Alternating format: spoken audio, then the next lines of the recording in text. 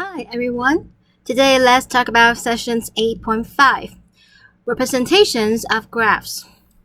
So a graph V is the vertex set and E is the edges set. So this graph can be also represented as a relation on the set V, a set of ordered pairs, a digraph, or an adjacency matrix. So today let's talk about how to represent a digraph with an adjacency matrix. So this is an example. Okay, so step 1, we need to fix the ordering of the vertices. We can pick any ordering, but let's pick the natural one, A, B, C, D, E. Okay, and then next, we can label the rows and columns of, here we have 5 vertices, so we can label them of 5 by 5 matrices with the ordered vertices. Okay, so we have A, B, C, D, E, A, B, C, D, E. Okay, and then to fill the entries, the entries A, I, J, if I is different from J, so if they are distinct vertices, then we fill in the number of edges incident on those two vertices. If the I equals J, then for a vertex itself, we count the number of loops, because each loops, it looks like we can go in and go out, and so we assume that the degree of a loop is 2. So that's why we use 2 to multiply the number of loops. So let's look at A. A is adjacent to B and E. So B, we have 1, E is 1, and then the rest we fill with 0. And then we look at the vertex B. B is adjacent to A, C, E. So A is 1, C is 1, E is 1. And then the rest we have zeros. Okay? And then C is adjacent to B, E, and it has a loop. So B and E we have 1, and C itself, because it has a loop, so that we fill in the number 2 there. And the rest fill with 0. How about D? D has 2 edges connecting the E, so we fill in the 2 right here, and all the rest fill in 0. And E, we have 2 edges connecting the D, so we fill in the 2 here, and it's connecting to A, B, C, adjacent to A, B, C, and this guy is 0. All right, so this is the adjacency matrix. Okay, what can you tell about this matrix? Can you realize something? Do you see this guy is like a mirror image across the diagonal? So we say this guy is what? Notice that the matrix, if the entries are the mirror image about the diagonal, what do we say? What's that word? Symmetric. Right? So the adjacency matrix is always symmetric. So far, so good, everybody? All right. And what are the numbers? Okay, what are the numbers of the entries? It could be 0, it could be 1, it could be 2, and it could be any other number. Because you can have a lot of parallel edges between 2 vertices. So that's why we can fill in a lot of positive numbers. So far, so good? Okay, next we're gonna investigate the powers of an adjacent matrix of a simple graph, and we want to investigate how does the powers of those matrices can tell us. Okay, so here we look at an example. Let's pick an ordering. Okay, so let's pick the ordering, still the natural order, A, B, C, D, E. Okay, so and then we want to write down the adjacency matrix. So A, B, C, D, E. A, B, C, D, E. And if there is a natural order, please follow the natural ordering. I know with other order, we can also get another adjacency matrix, but it's easier for me to grade if you follow the natural ordering. Otherwise, I need to recalculate the examples. I mean the problem using your orders. Okay. So let's see. Let's look at the vertex A is adjacent to B and D. And the rest we fill with 0. And then next, let's look at the vertex B is adjacent to A, C, E. So A, C, E will fill with 1, the rest fill with 0. Next is the vertex C. So C is adjacent to B, E, D. So B, E, D. Okay, so what's next? D is adjacent to AC, so AC. And then E is adjacent to CB, CB. So far, so good, everybody? Okay, what are some special about this matrix? Well, it's adjacency matrix, so it's symmetric. Okay, and furthermore, look at this graph. It is simple. Do you remember what is simple graph? So simple graph means no loops, no parallel edges.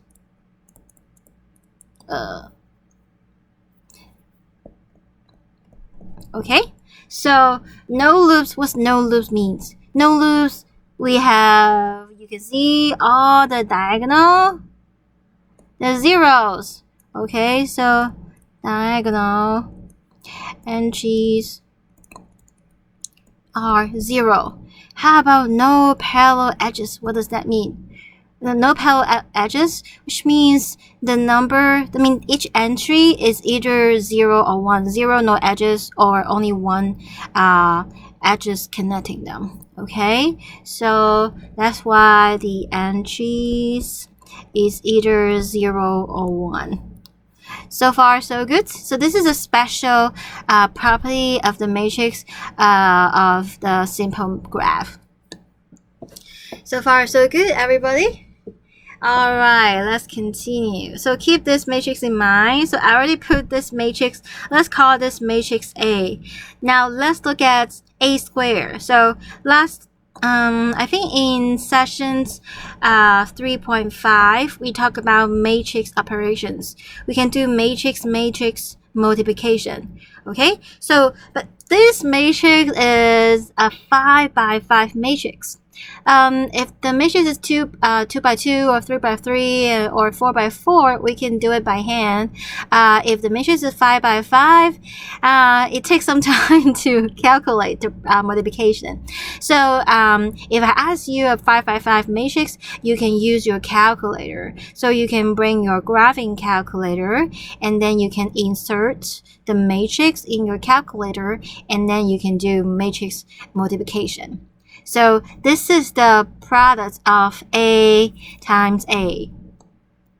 Okay, maybe I can explain to you maybe some entries. So remember we use row times columns. So that's why 0 times 0 plus 1 times 1 plus 0 times 0 plus 1 times 1 plus 0 times 0 is 2. So this is how you get this number 2. How about this entry? This is second row and the fourth column. Second row and the fourth column. 1 times 1 is 1. 0 times 0 is 0. 1 times 1 is 1. And 0 times 0 is 0. 1 times 0 is 0. So that's why we have 1 plus 1. The answer is 2. Okay, so we use row times column, and we multiply each entry respectively and add them up, and then this is how we get the matrix multiplication. So far, so good, everybody. Okay, now let's investigate some properties of this matrix. What can you see? Okay, so let's look at the AC entry of a squared. So remember, this is A, B, C, D, E, A, B, C, D, E. So AC entry, A is here, C is AC entry of, AC entry of A squared, which is this guy, right? Which is 2.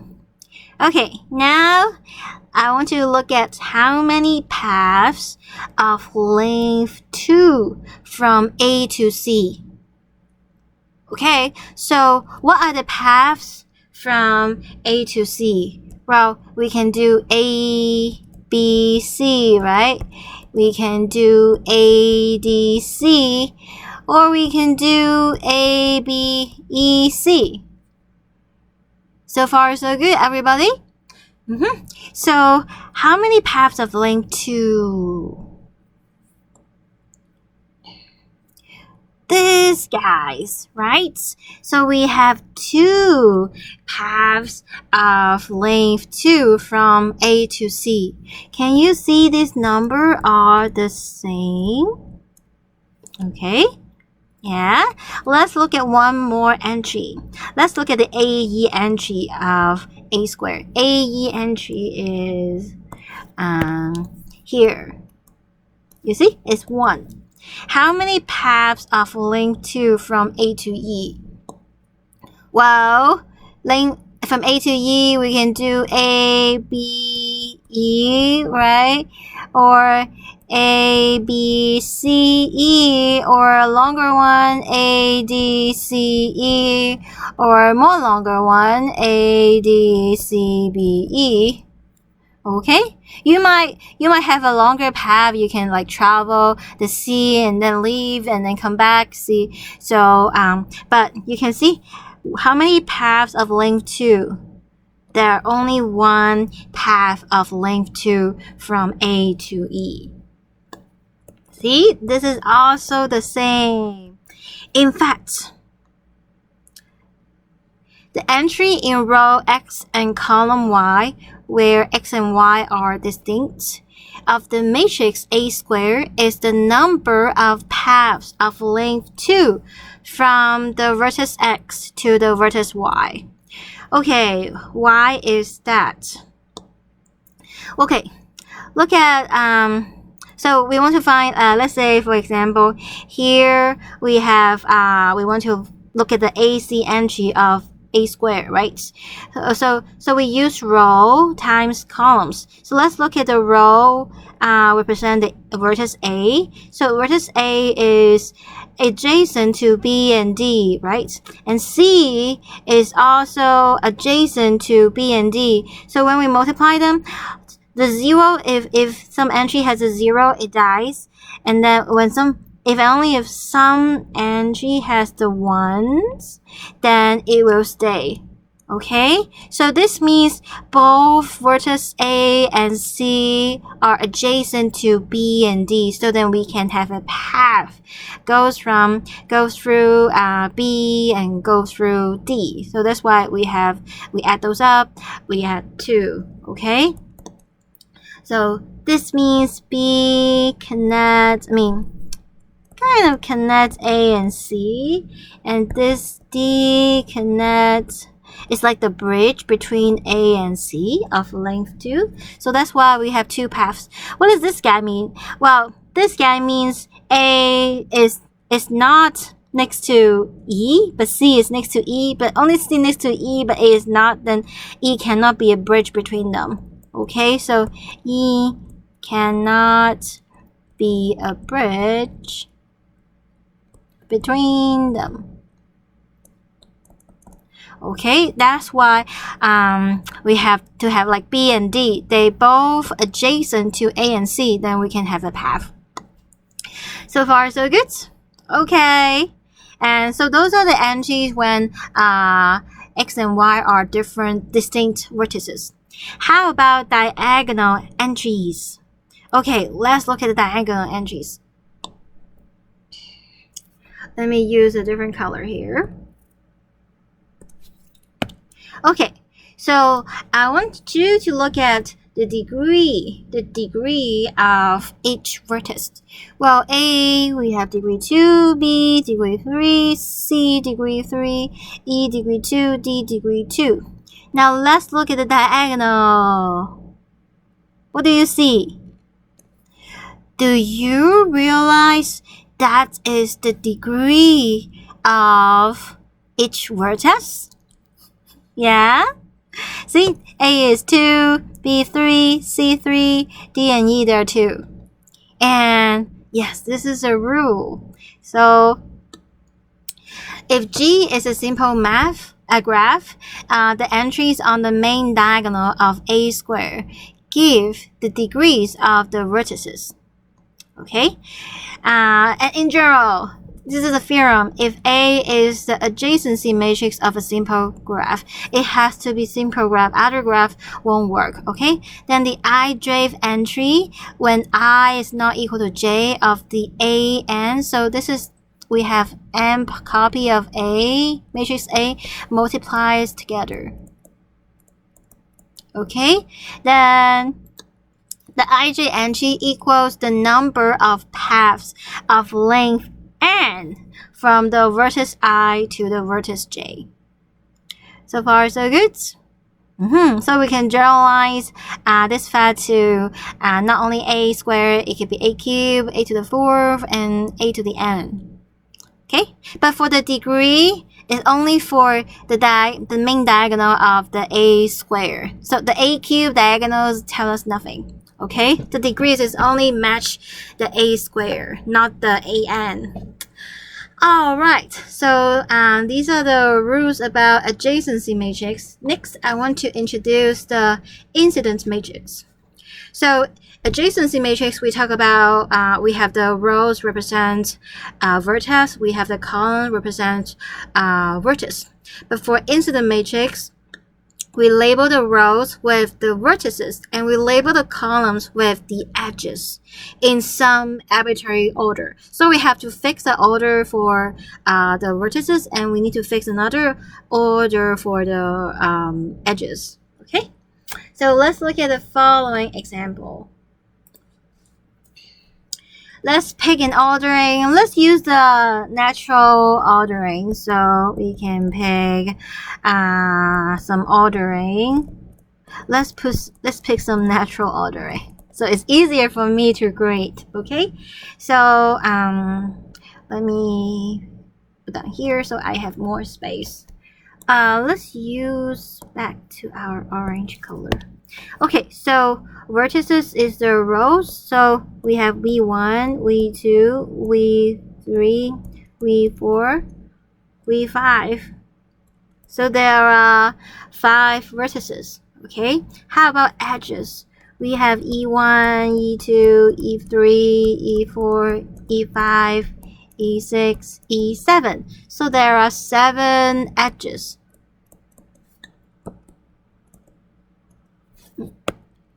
So far, so good, everybody? Okay, now let's see. Let's look at V1. Okay, let's look at the vertex V1. Then we're looking at the edges that are incident to V1. We're not looking at the vertices that are adjacent to V1. So the edges incident to V1 is E1, E2, and E3. So we fill those entries with 1, the rest filled with 0. Next, V2 is here is we have its incident to E3, E4, E5, and E7. So here we have E3, E4, E5, and E7. So for loops, okay, we denote 1. Okay, so far so good. Okay. So we just want to indicate whether that edge is incident to the vertex. If yes, then put 1. If no, then 0. Unlike the previous case, if we have like a loop, we indicate 2. So that is like the degree of the vertex. Okay, so continue with 3. There's only one edge incident to it, E6. All the rest zeros. V4 is right here, so we have E1, E2, E4. E1, E2, E4. All the rest are zeros. Okay, V5 is E5 and E6. V5, E5, and 6. All the rest fill with zeros. So far, so good, everybody. So now you can see this guy is not symmetric. So unlike the adjacency matrix. Okay, and let's look at some properties. Some properties of this matrix. What can you see? Well, the entries that are either 0 or 1, right? If the edge is incident to the vertex, then we have 1. Otherwise, we have 0. So entries is either 1 or 0. Okay, let's sum each column. Okay, sum of each column. Okay, so let's look at E1. You see, when we sum those columns, we get 2. Why? Because an edge is incident to 2 vertices, right? So the sum of each columns is either 2. Okay, 2 is usually an edge incident to 2 vertices. This, okay, like this case. And you can see the first column we get 2, second column 2, third column 2, fourth column 2, 5 column 2, 6 column 2, but 7 column only 1. So 1 means it is a loop. Okay, so this incident matrix can tell us what that edge is adjacent to, and if it's just 1, then we know that edge is a loop. So far, so good, everybody. Then, so what is if? So if a graph has no loops, for example, simple graphs doesn't have loops, and simple graph doesn't have parallel edges. Okay, then each column we will have 2 1s. So sum of each column. So the sum of each column is 2 in that case. So far, so good, everybody. How about the sum of each row? Okay, so we also need if no loop, if the graph has no loops. Okay, then the sum of each row equals. Okay, so you look at the first one, see, when the sum of 1 is 3, so that is the degree of that vertex. But if we have a loop, remember the loop we counted 2, but here in this incident matrix we only denote 1, so it won't be the degree, it will be of 1 if we have 1 loop.